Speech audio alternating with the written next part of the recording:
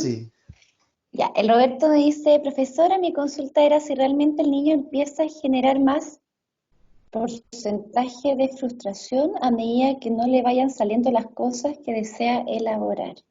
Eh, bueno, Roberto, como le había comentado, en particular Jean Piaget no habla tanto de la tolerancia a la frustración, ¿sí?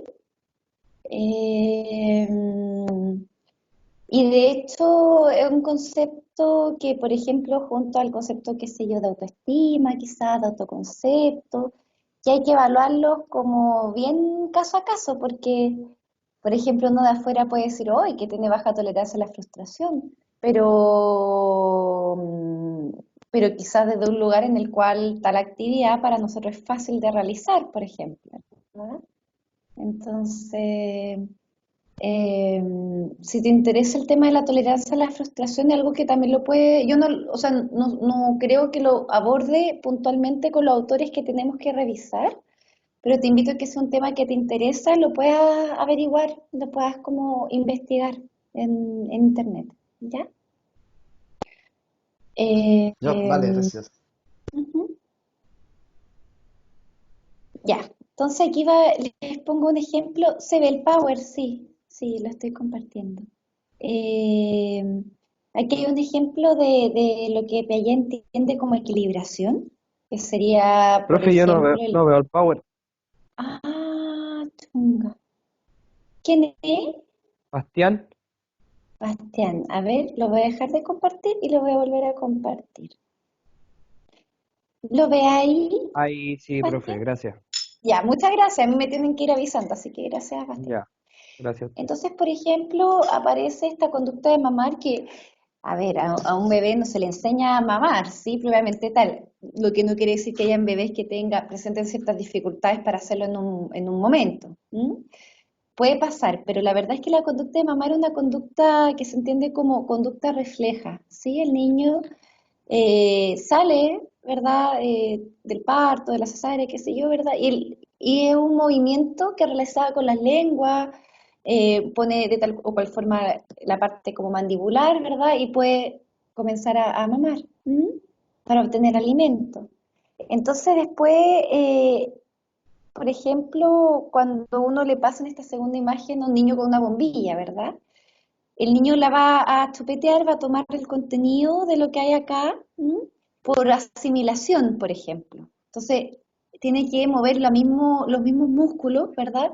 Quizás con un poquito más de intensidad para que el líquido atraviese la bombilla, pero es un movimiento que es bastante similar a la conducta de mamar, ¿sí?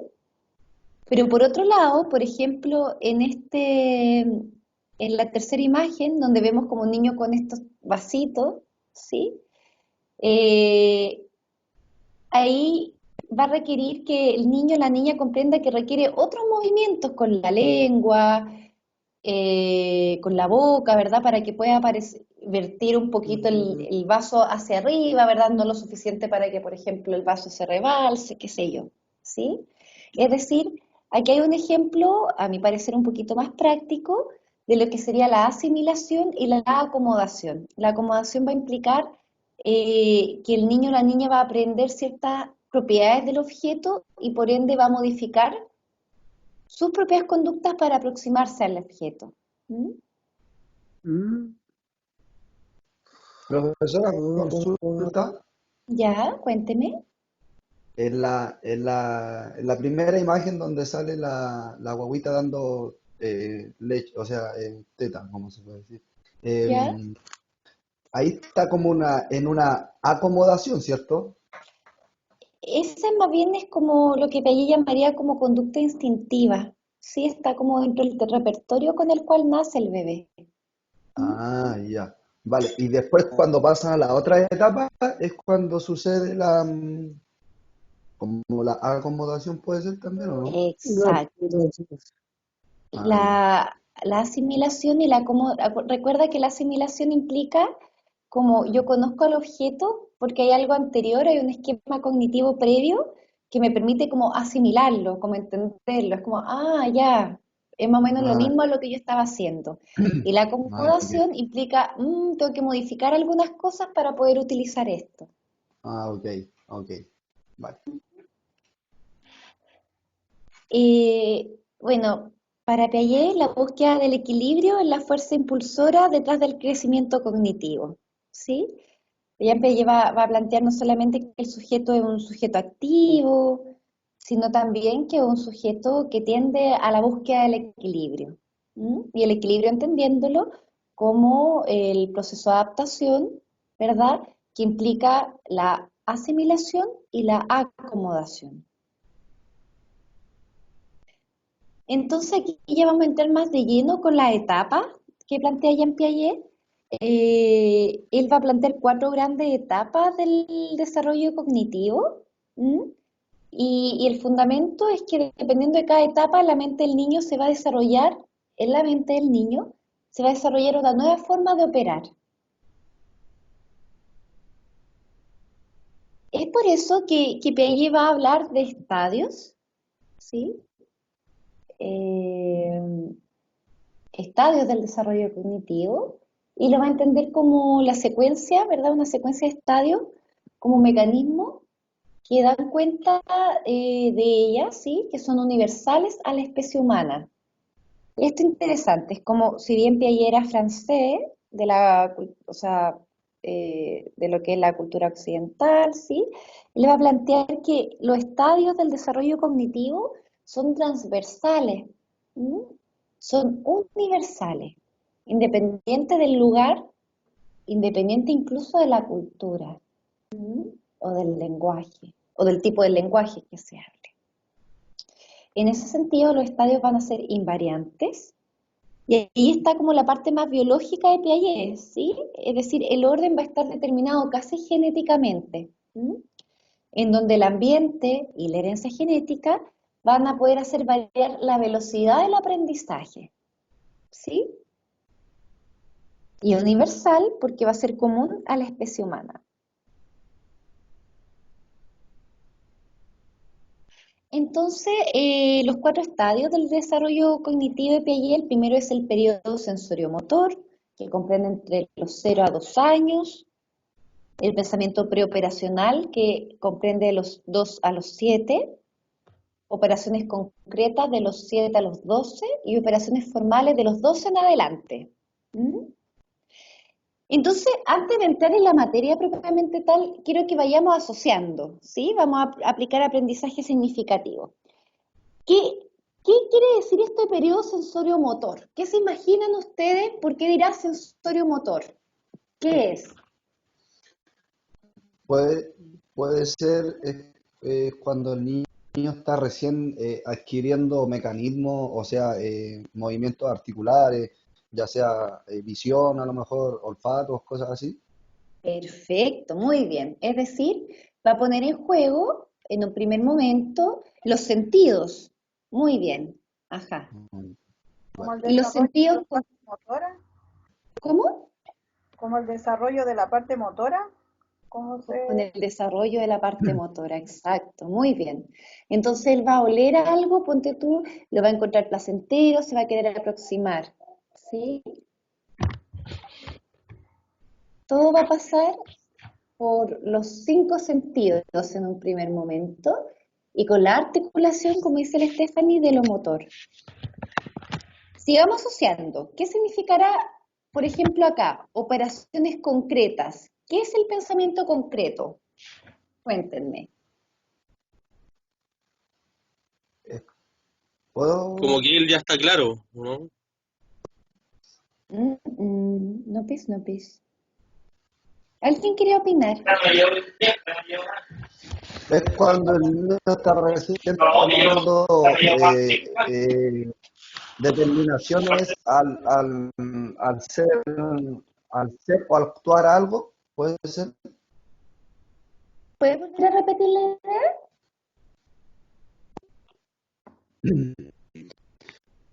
Puede ser que el niño esté eh, tratando de tomar, Chapa. no sé, determinaciones a algo, No, no, no va por ahí. ¿Le suena o, esta diferencia entre pensamiento o concreto versus pensamiento puede ser abstracto? en el desarrollo, no sé cómo, en red. Es que no lo tienen por qué saber necesariamente, es como solo Ah, ya. si hay alguien más que, lo volví a silenciar, pero si hay alguien más que quiera activar el micrófono y como animarse a ver qué significará pensamiento concreto, a qué la asocia. Que el niño lo asocia a los objetos tangibles, a lo que está a su alrededor y a lo que puede ver. En cambio, el pensamiento abstracto es cuando uno puede no estar en la situación, pero verla o pensarla. No sé si se entendió. Perfecto, Gabriela, eso es. ¿Sí? El pensamiento concreto implica un tipo de pensamiento que es más, eh, que le es difícil la representación. Entonces yo puedo pensar, pero pensar con los elementos que tengo cerca de mí, ¿verdad? Versus el pensamiento abstracto que yo puedo hacer como elucubraciones, no sé, pues cognitivas, sin tener necesariamente que contar con mis dedos, ¿sí? Ese yo creo que es un buen ejemplo. Recuerden cuando uno comienza a contar que ocupa los dedos, por ejemplo. ¿M? Y después uno esperaría que dejaría como dejar de ocuparlo, ¿verdad? Y poder hacer operaciones matemáticas relativamente sencillas, ojo, ¿verdad? Sin la necesidad de ocupar los dedos. ¿M? Les voy a poner un ejemplo más clínico. Yo recuerdo un paciente que una vez le pregunté que cuando estaba de cumpleaños, un paciente que está con deterioro cognitivo importante, ¿m? Y el paciente responde, cumplo años todos los años. ¿Qué es esa respuesta? ¿Más del lado concreto o más del lado abstracto? Concreto. Concreto. Concreto, exacto. ¿Por qué? Porque sabe que, a ver, sabe que hay Porque en muchos verdad años. todos los años. Entonces, al saber que hay muchos años, sabe que todos los años va a cumplir un año, pero la necesidad de saber una fecha, un día y un mes implica un pensamiento abstracto, en donde yo tenga que tomar ese año y dividir los meses y acordarme en qué mes estoy de cumpleaños y ese mes en días. Exacto. Muy bien.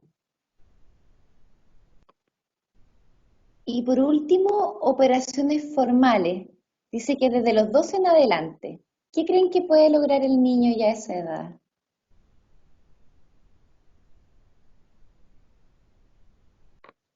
De los 12 en adelante en términos cognitivos. ¿Qué logró alcanzar allá el niño?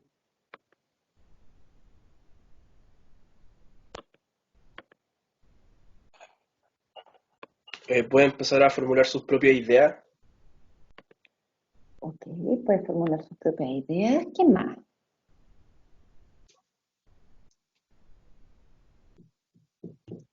Puede empezar a descubrir nuevas cosas que él pueda llegar a tomar propias decisiones, ¿o no? Sí, yo siento que algo que Puede, es muy puede empezar a complejo, ocupar sí, su experiencia. ya puede ocuparse, empezar a ocupar. O sea, mira, Claudio, desde Piaget es como que el niño constantemente está experienciando, ¿sí? Pero quizás, como tú dices, la experiencia se pone en juego de otras formas, ¿m?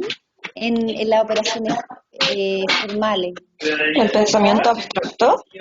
Es del pensamiento abstracto. Muy bien, es del pensamiento abstracto. ¿Sí? Ya lo voy a silenciar, esperen un poquito para seguir con la clase.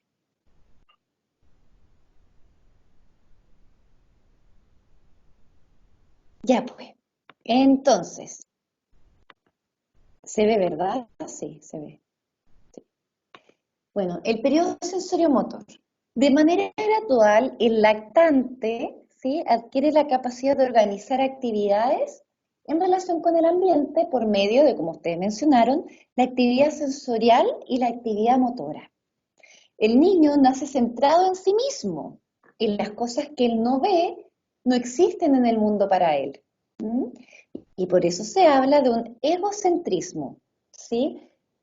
El egocentrismo, más que hoy, que ególatra el niño, tiene que ver con que el mundo va a existir en la medida en que lo ve, en la medida en que lo toca, en la medida en que, de hecho, si usted ve en esta imagen, es muy probable que este niño que está mirando así este juguete se lo eche a la boca, ¿sí? ¿Mm? Entonces él va a conocer el mundo a través de sus sentidos y las posibilidades motoras que brinden, por ejemplo, el poder acercarse a estos objetos, tomarlos. Luego el niño es capaz de dejar de considerar que todo gira en torno a él y concibe lo que hablamos la semana pasada, que se llama constancia o permanencia objetal. Es decir, que el objeto sigue existiendo a pesar que él no lo ve en su campo visual, ¿sí? Recuerden que la permanencia objetal o la constancia objetal van a ser los primeros pasos del pensamiento abstracto. ¿Sí? Bueno, está la coordinación de sensación y acción. El niño desarrolla la habilidad de coordinar sus sensaciones y sus percepciones con la acción. Entonces, yo escogí esta imagen porque aquí vemos un niño toma, ¿verdad?, con su mano izquierda un cepillo y se lo pasa.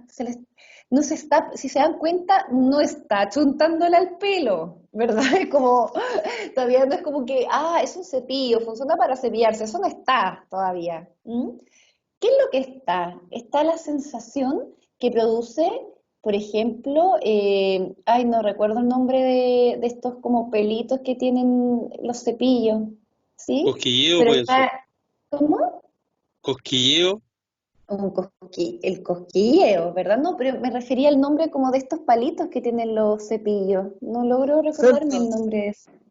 ¿Cómo? celdas, ¿Celdas? celdas, Celdas.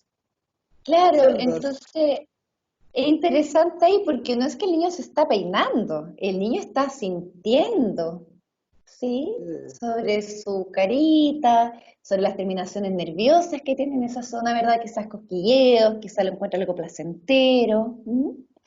Entonces, en este periodo habría una naturaleza no simbólica del pensamiento. Si bien uno desde el año empieza a observar en los niños, en las niñas, como resolución de problemas, ¿sí? O las primeras formas de resolución de problemas, ya sería entre los 18 y los 24 meses que la resolución de problemas es de tipo ensayo y error. ¿Mm? Y aún en este periodo no habría un componente interno simbólico, es decir, todavía no habría como reflexión o insight.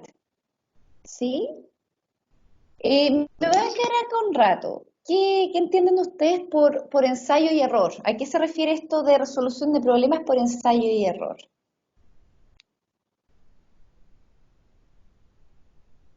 Que uno tiene que ir probando, intentando y sin importar que se equivoque hasta aprender, ¿o no?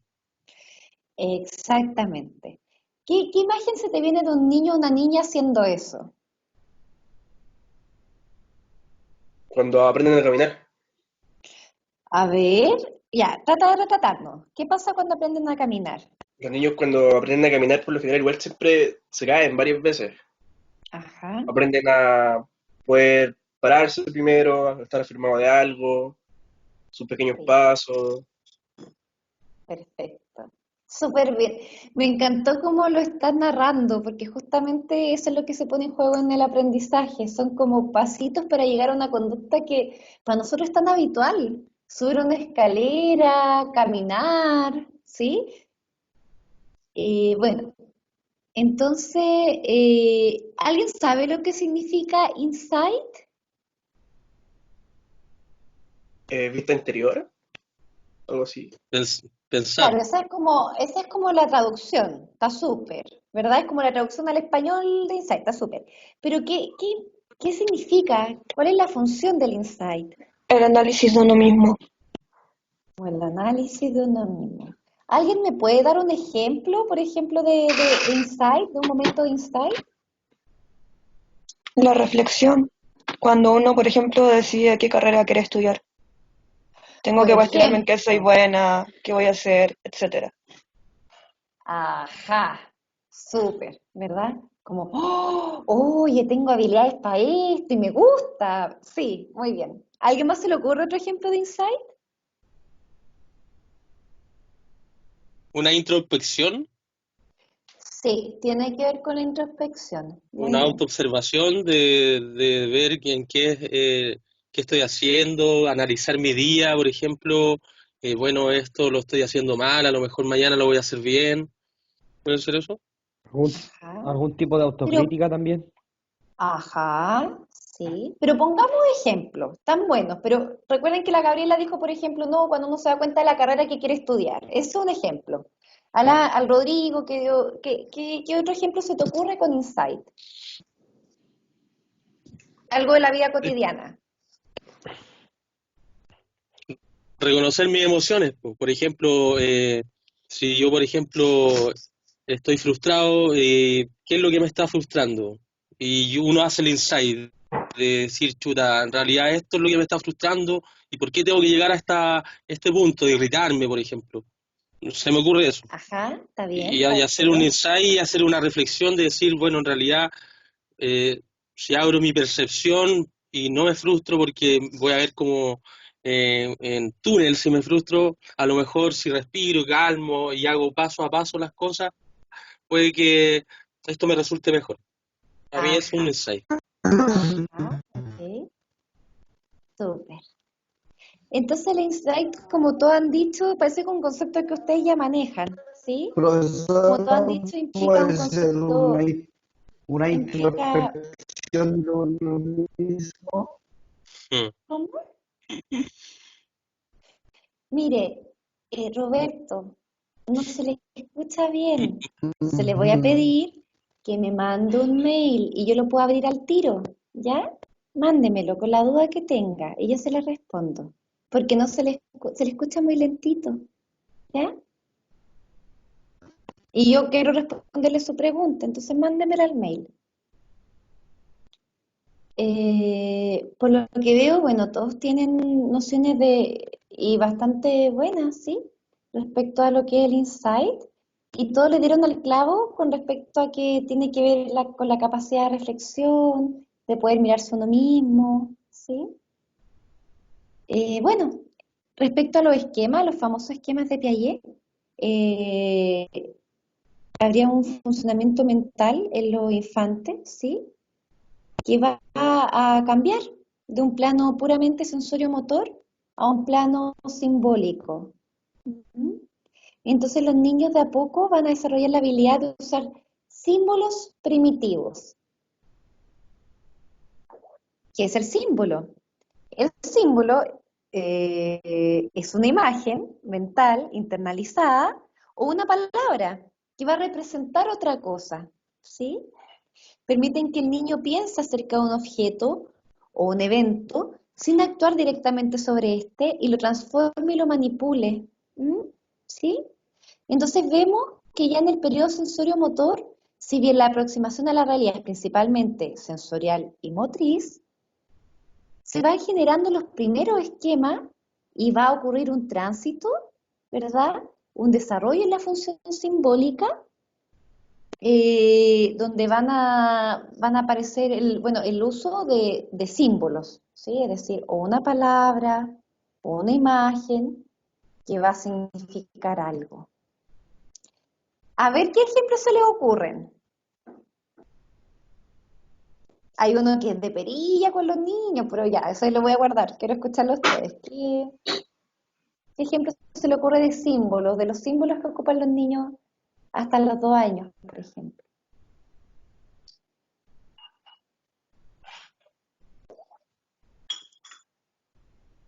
¿Aló?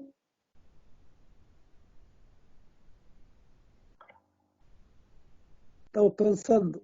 Ah, están Eh, pensando. pa- Disculpa, pero gracias por decir. decir, Porque yo pienso, chuta, estoy ¿Cómo lo sola supo? ya. cuando tienen hambre decir papa, papa, Señor, ¿puede ser? Ah, qué buen ejemplo, ¿verdad? Claro, papa, ¿se acuerdan esto de las, como de las primeras palabras, ¿verdad? Claro, papa va a ser un llamado a la madre, ¿verdad? Tita, Por tita puede ser también. alimentación. Ujú.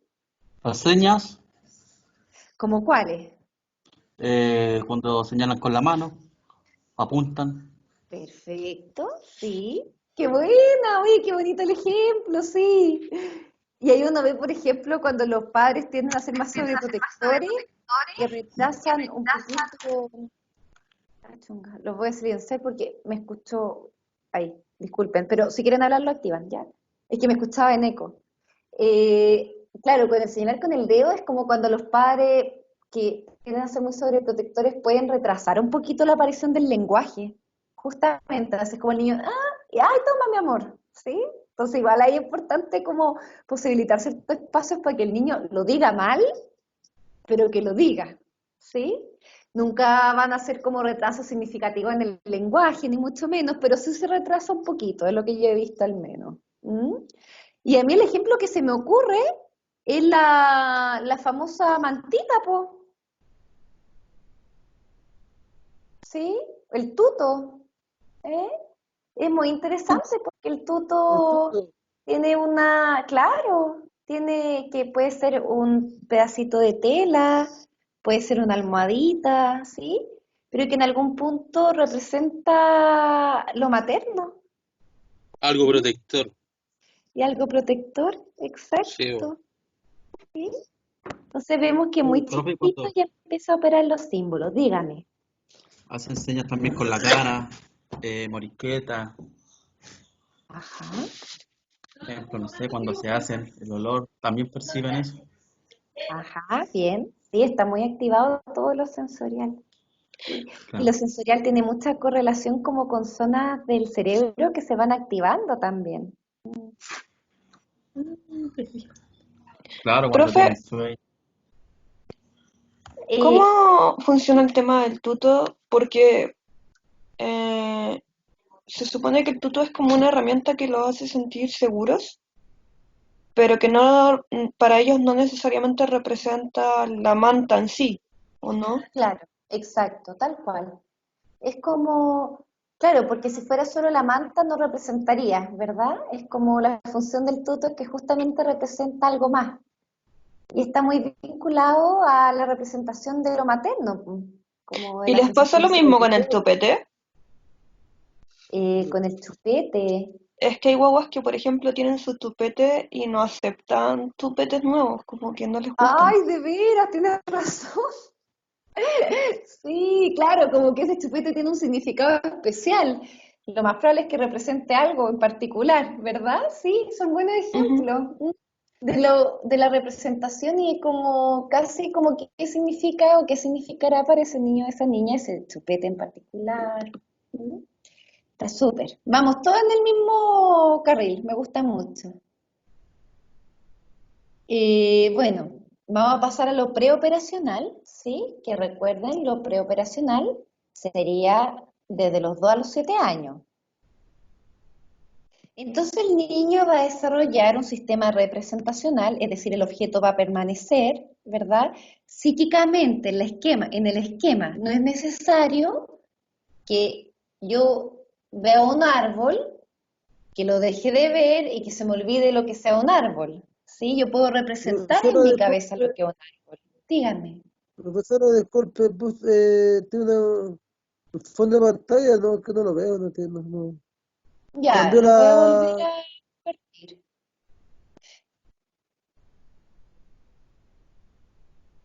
¿Ahí lo ve Ramón? no, no, ¿El resto ve lo que estoy compartiendo? no, profesora, no veo nada, Sí, Yo sí. no, Sí. Yo sí, sí profe, sí. también. Sí, Ya. Mira, no, Ramón, de todas formas yo voy a mandar este PPT al Dropbox de ustedes. ahí sí, Eh, ya, muy bien. Y les voy ahí a está, ahí está. mandar el link de YouTube, ¿ya? Ya. Bueno, Ah, qué bueno, entonces utiliza símbolos que van a representar personas, van a representar lugares o eventos. ¿Mm? El lenguaje y el juego imaginativo van a ser manifestaciones muy importantes de esta etapa. Ojo, que el pensamiento aún no es del todo lógico, ¿sí? Y también va a predominar una tendencia egocentrista, ¿sí? Pero más que ligada a que el mundo no existe más allá de mí, tiene que ver con que cambia el estatuto del egocentrismo. Ya no es, el mundo es lo que existe, lo que yo veo, toco, ¿verdad? Es el mundo funciona como yo creo que funciona, ¿sí? Es la creencia de que todos ven el mundo como lo ve el niño o lo ve la niña.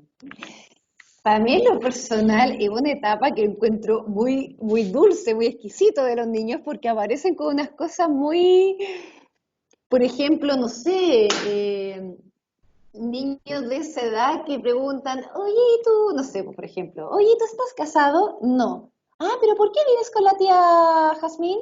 Porque somos pareja. ¡Ah! ¿No están casados? Sí, es como que es la etapa en que es como que hay un modo de entender el mundo que es como un poquito negro-blanco, ¿sí? Y que por lo mismo yo encuentro que es una etapa muy, muy tierna de los niños, pero con poquitos matices todavía. Entonces, el estadio del pensamiento preoperatorio se va a dividir en dos, en el pensamiento simbólico y preconceptual y el pensamiento intuitivo, ¿sí? Entonces, el pensamiento simbólico o preconceptual va a ir entre los 2 a los 4 años y el pensamiento intuitivo entre los 4 a los 6.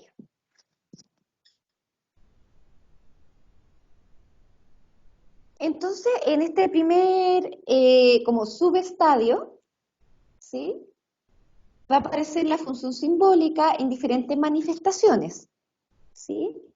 Se va a desarrollar la capacidad de representación y va a existir la formación de mapas mentales. Aquí aparece algo que creo que lo dijo el Daniel cuando estábamos viendo al niño que metía las cositas en la caja, que es como la curiosidad, ¿sí?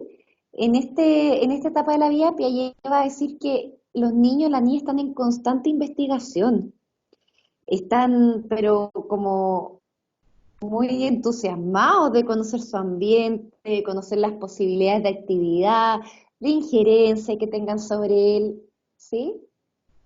Entonces ahí tenemos la imagen de la niñita que está pero toda embarrada, ¿sí? Es como que ve barro y, ¡uy! Se tira, ¿sí? Es como lo que se pueda tocar, ¿sí? Es como el mundo no tiene límite en algún punto. ¿Mm? En esta etapa, el juego va a abarcar la mayor dedicación del niño o la niña, ¿sí? El juego, estimadas y estimados, tiene una función simbólica de mucho valor.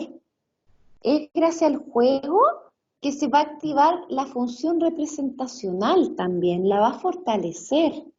Porque recuerden que el juego implica poder asumir roles que uno no es, o sea, uno no es Spider-Man, ¿sí? Pero cuando juega con un niño hay que jugar como si uno fuese Spider-Man, ¿sí? A veces los niños, por ejemplo, qué sé yo, juegan a la escuelita y no es que sea realmente un profesor, ¿verdad? Está jugando a ser profesor. Entonces, muy interesante cómo el juego, o sea, porque uno entiende el juego y todos los beneficios que tiene en términos de socialización, pero también tiene un área como en términos cognitivos que es muy, muy relevante el juego. ¿Sí? Bueno, el lenguaje va a ser un vehículo, un instrumento del desarrollo, ¿sí? Y aquí va a existir una preferencia por el uso de analogías y de metáforas. ¿Mm? Como ustedes saben, tanto analogías como metáforas son recursos literarios, ¿sí? Que implican cierta simbolización. ¿Mm? ¿Sí? Cuando uno dice, no sé, pues, el típico ejemplo que le dan a uno en el colegio, como tus dientes son como perlas, ¿sí? O las perlas las perlas de tu boca, ¿sí? Uno se refiere a los dientes, pero está ocupando la palabra pela y se asocia que, no sé, que los dientes están brillantes, que son, no sé, deseables, qué sé yo, ¿sí? Entonces, la metáfora en sí misma implica o le lleva la función simbólica incorporada.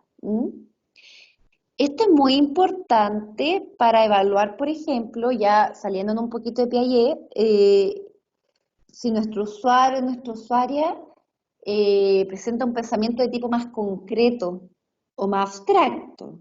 ¿Cómo podríamos evaluar eso a través de metáforas? ¿Qué se le ocurre a ustedes?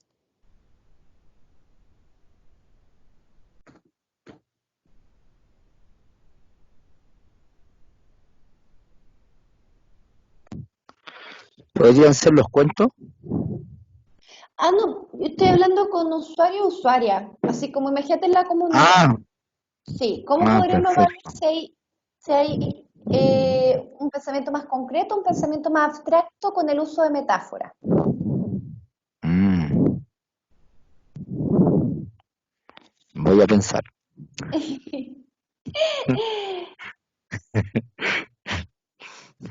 Ya, yo les voy a soplar Sé dos que, técnicas. yo sé que no Díganme. es la forma, pero aquí es donde el humor negro tiene pero su cabida total. No es la forma, pero si alguien no entiende el sarcasmo, pensamiento concreto. La Gabriela. Ya, bueno, sí, estoy en verdad de acuerdo contigo, pero pongámoslo claro, en el contexto más clínico, más de evaluación. Ya, les voy a dar dos tips. El primero, uno puede ocupar refranes con los pacientes, ¿sí? Entonces, por ejemplo, uno le puede decir, ya, ¿qué significa más vale pájaro en mano que 100 volando? Y depende del tipo de respuesta, que nosotros podemos pensar que hay un predominio, un pensamiento más concreto o abstracto. Una respuesta a esa pregunta, que significa el refrán, más vale pájaro en mano que 100 volando, ¿cuál sería una respuesta más abstracta? Dénmela a ustedes.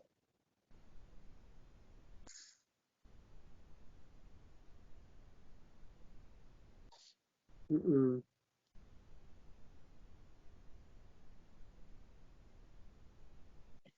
Profe, ¿podría repetir el ejemplo? Ya.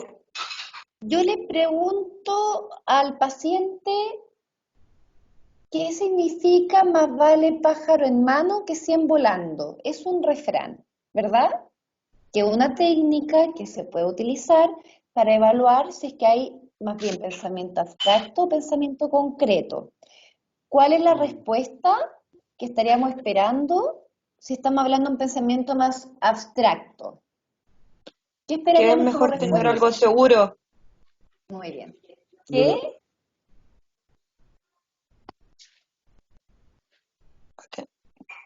para el pensamiento abstracto. Espérate. Es lo que dijo la Gabriela. Sí, efectivamente, el refrán lo que quiere decir es que es mejor tener algo seguro, estable, versus algo que no podamos controlar, ¿verdad?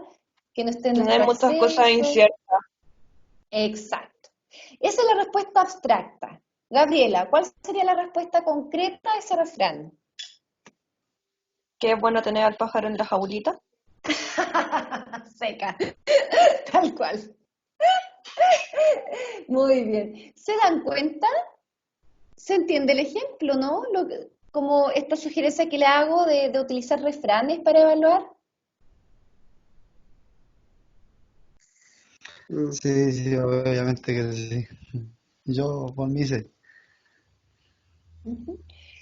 Otra forma que les voy a soplar para evaluar pensamiento, en la entrevista clínica, para evaluar pensamiento concreto versus pensamiento abstracto, es hacer comparaciones. Entonces, por ejemplo, ustedes pueden decir, ya, ¿en qué se parece una bicicleta a un avión? ¿Cuál sería una respuesta abstracta o de pensamiento abstracto? Que son medios de transporte. Perfecto. ¿Cuál sería la respuesta concreta? Que uno vuela y el otro no, ¿o no? Los colores, por ejemplo.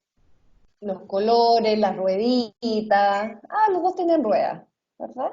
Eso es más La concreto función, porque es más la, fu- inmediato. la función que cumple, Volante, ¿Cómo? el volante, el manubrio. la función que cumple el objeto, puede ser. La función. o sea, lo que estamos viendo ahora es más que, o sea, se vincula a la función, exacto. Uno esperaría como respuesta que pudiese la persona hacer una evaluación respecto a, bueno, cuál es la función que tienen ambos. ¿M? ¿Sí? Ah, Pero no necesariamente puede ser con función, tú lo puedes poner, no sé, puedes hacer de cualquier otro. Por ejemplo, ¿en qué se parece una piña a a una naranja? ¿Sí? ah, Y lo ya, puedes hacer con distintos ya. objetos. Y dependiendo del tipo de respuesta que te dé, tú puedes decir, ah, ya hay un pensamiento más abstracto o hay un pensamiento más concreto. ¿Mm? ¿Por qué creen que es importante en la práctica clínica evaluar esto? ¿De qué nos sirve? Para entender cómo el individuo se relaciona con su realidad. Exacto, exacto. Y complementando a lo que dice la compañera, cuando Evaluar. tenemos un usuario con un pensamiento muy concreto, podemos incluso sospechar, si es que hacemos una evaluación un poquito más profunda, de un trastorno orgánico, ¿m? Que haya como daño cerebral, por ejemplo, en el caso de un adulto. Bastián, te interrumpí, ¿qué querías decir? No, que puede servir también para evaluar algún daño cognitivo. Exacto, sí, tal cual, sí. Esta era Ya, mi pues duda. vamos a quedar hasta acá porque son las 9:30. La idea es que el miércoles terminemos con Piaget. La idea, ¿sí? En el ideal. Son las 9:15. Son las 9:15, exacto. Entonces nos veríamos a las 7:15 el miércoles y recuerden que el sábado no hay clases. Ya, bueno, ¿Ya? Yo tengo la impresión Ya. que como el viernes es feriado, la escuela consideró el sábado como feriado también. Entonces teníamos la clase el miércoles y después no tendríamos clase el sábado. ¿Ya? Ya. ya. Gracias. Ya, profesora. Estimadas y estimados, que tengan muy buenas noches, que descansen, Igualmente. cuídense. Un abrazo, chao, chao. Gracias, Chao, profesora. Chao, profe. gracias, Profesora. buenas noches. Chao. Chao, Chao. profe, gracias. Chao. Chao. Hasta luego, compañeros. Chao, Chao, compañeros. compañero. Chao, Chao, chao. Rine. Chao, chao. Buenas noches, chao.